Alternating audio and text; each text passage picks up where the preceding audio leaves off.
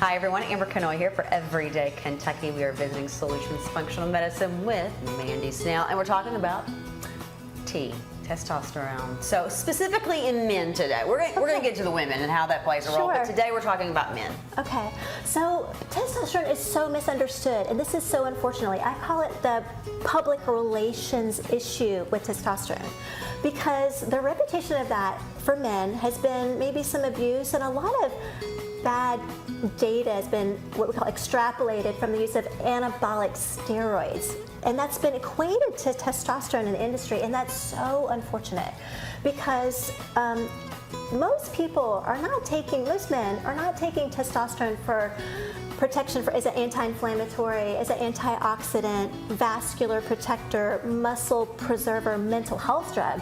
But they should be, because there's an inverse relationship between metabolic syndrome, coronary artery disease, and testosterone levels. Most people don't know that. And in the industry, it's not used enough. Most men feel best with their testosterone level in their serum, their blood level, to be around 1,000. But by the time men are down to 500 in their serum level, they are at risk for metabolic syndrome and all-cause mortality. By the time they're below 300, they're at risk for all that and osteoporosis and Alzheimer's disease.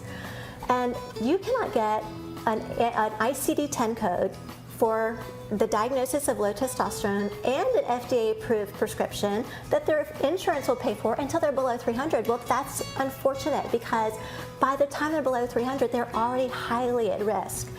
And unfortunately, those people who do recognize the benefits and the vascular protection, like I mentioned, for testosterone in men, have to therefore seek it out in places that are not necessarily academic. The problem with that is that sometimes in non-academic settings, the only difference between medication and poison is the dose. Oh. And then if people fail therapy in those arenas, then often traditional medicine will lean on its laurels and say, see, I told you that stuff's bad for you, because they're aware of the old reputation of that public relations issue. Unfortunately, both camps are mistaken.